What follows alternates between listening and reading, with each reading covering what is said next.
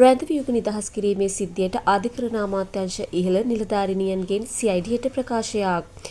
ජනාධිපති පොදු සමාව අනීතික ලෙස භාවිතා කරමින් අනුරාධපුර බන්ධනාගාරයේ රැඳවියුග නිදහස් කිරීමේ සිද්ධියට අදාළව අධිකරණ අමාත්‍යාංශයේ විධායක ශ්‍රේණියේ නිලධාරිනියන්ගෙන් අපරාධ පරීක්ෂණ දෙපාර්තමේන්තුව ප්‍රකාශයක් සටහන් කරගෙන තිබෙනවා.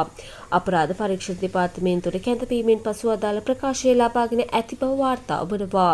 මේ අතර පසුගිය සමයේ ජනාධිපති පොදු සමාව අනීතික ලෙස භාවිතා කරමින් එලෙස සිරකරුවන් නිදහස් කර ඇද්ද යන සම්පතයෙන් විමර්ශන කිරීම සඳහා දිවයින පුරා පිහිටි බන්ධනාගාර 28 සඳහාම අපරාධ පරීක්ෂණ දෙපාර්තමේන්තුවේ නිලධාරීන් යොමු කර ඇති බව සඳහන්ය. ඒ අනුව ඔවුන් ඊට අදාළ විමර්ශන කටයුතු මේ වන විට ආරම්භ කර තිබේ. අනුරාධපුර බන්ධනාගාරයේ රැඳවියා නිදහස් කිරීම සම්බන්ධයෙන් මේ වන විට එම බන්ධනාගාරයේ අධිකාරීවරයා සහ බන්ධනාගාර කොමසාරිස් ජෙනරාල්වරයා රක්ෂිත බන්ධනාගාරගත කර තිබේ. මෙවැනි උණුසුම් පුවත් ලද සැනින් දැන ගැනීම සඳහා අපගේ YouTube channel එක subscribe කර බෙල් අයිකනය ක්‍රියාත්මක කරන්න.